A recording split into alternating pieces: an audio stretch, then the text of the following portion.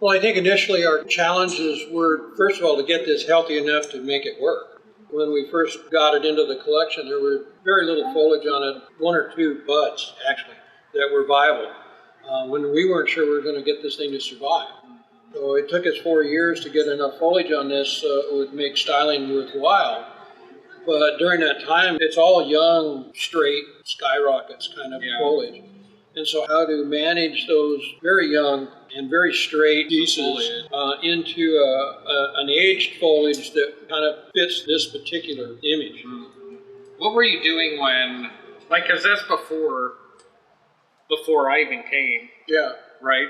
When you were getting this, so it's like, how are you able to maintain that little foliage in such a large pot? That was one of our challenges, is that this soil is original soil. I don't know how long it's been in this particular soil, but clearly what was one of the problems with the tree's health was that the air-water ratio in the soil was totally destroyed.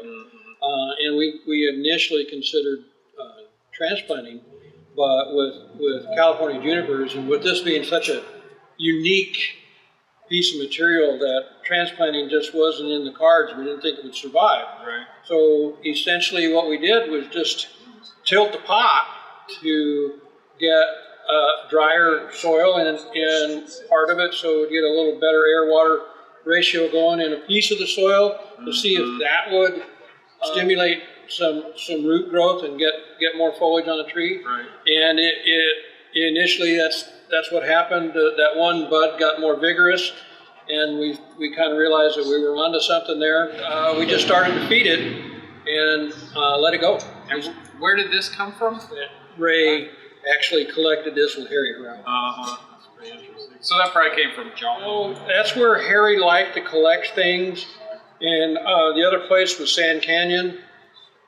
But looking at this piece of material, this had to come from some place up high, and if it was in Jawbone, it had to be one of the real early collects, when, before anybody got in there and got after pieces, because this clearly has been so slow growing in its history. When I first started coming here, he's like, here's our bristlecone. Looking at that and seeing how, like the deadwood twist, we were looking at the front as we see it now, but also from the side, it's like, oh, that could be an interesting front too. I mean, it's always like your basic bonsai design, right? That's what we did from the beginning. It's like, where's the best base? Where's the best lines? We don't want anything straight. And here, like from this side here, we have the best base, we have the best deadwood.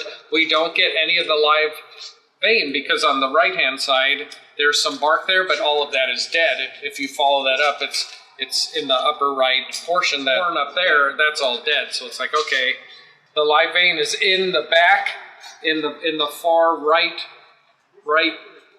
like furthest portion of the root system. So it's like, yes, you don't get the live portion, like, which would be like in an ideal situation, but this is Yamadori, and so like a lot of those rules go out the door. And so then when designing on something like this, like there were a lot of really straight like portions, because it was young and it was all like, that was all the grown pieces since they had gotten the tree here.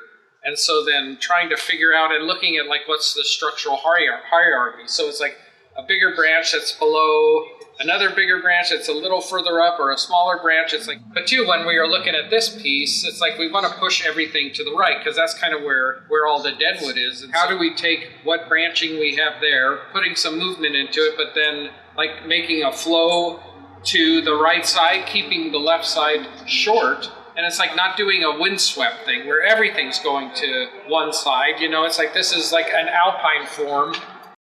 What my initial impression of this tree when it came to us, and it didn't have any foliage on it except for those buds, was that the twisted deadwood horns are so iconic of a bristlecone pine that to me was not only the best use of this material, it was the only use for this material. Because given the framework of these deadwood horns, that for us to apply any traditional bonsai styling would have just wasted the material. We could have done it, but it would not have, in any sense of the word, maximize the use of this particular material. And Todd made a real good observation is that this really isn't a bonsai in the traditional conservative sense of the word, because we're not following normal branch structure in the hierarchy of where branch structures get placed.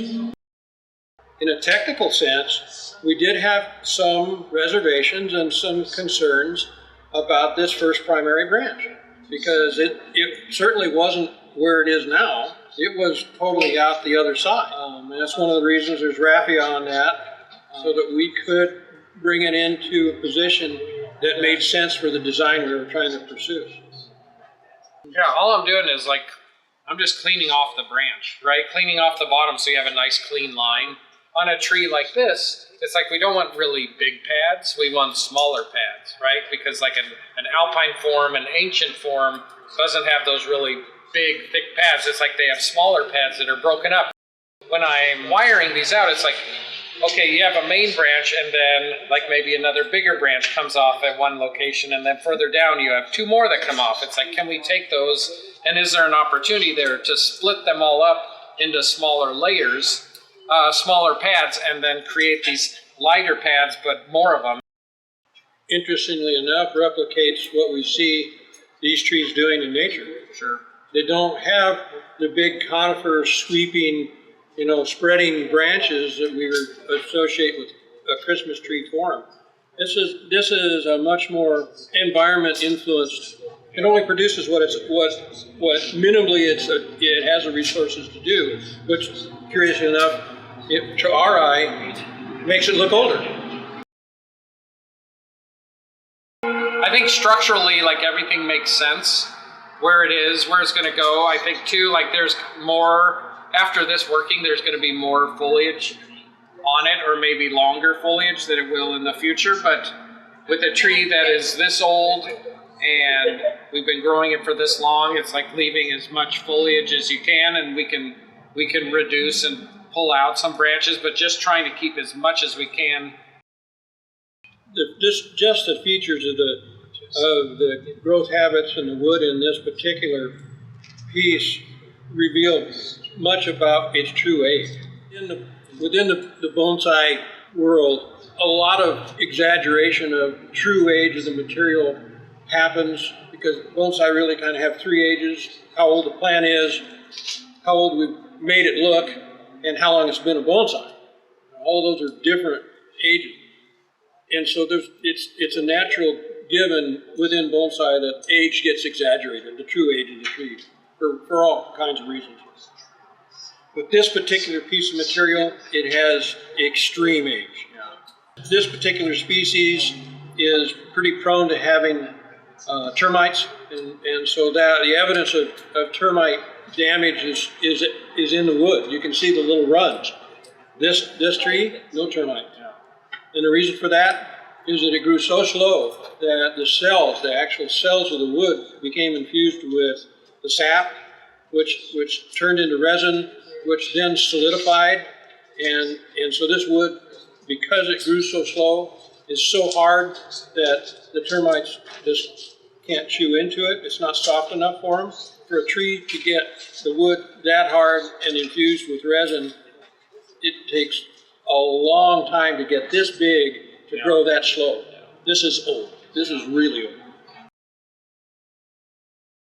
Well, Yamadori is a Japanese term that literally means taken from or dug from the mountains. It's how all original bonsai were created. They were collected in the wild. And so that practice still happens today. And Yamadori refers to a piece of plant material that was taken from the wild. It was dug up as a wild tree, and that's this. Yeah. And so that's part of the reason too, on a tree like this, we have to like leave more foliage, because they will never have the strength or the vigor of those young trees, right? Because they're so old. So it's like, okay, we gotta take our time with these, with the designing, with just the growing of foliage, with the repotting, versus nursery stock trees that are young and vigorous, and it's like you can go be a little more aggressive with them. Well, that's why you see this evidence in this, what botanists call sectored architecture. Parts of this tree lived a long, full life, and then they died off. And you can see multiple episodes of that happening over the 600 or 700 year life of this tree, that it has had a piece of it enjoy, lush water and resources, only to lose those in a drought situation. And in the history of California, particularly in the high desert, if we look at that, then we can see a 600 or 700 year record of when the droughts happened, because every 200 years, a big piece of this tree died off because it wasn't getting enough water.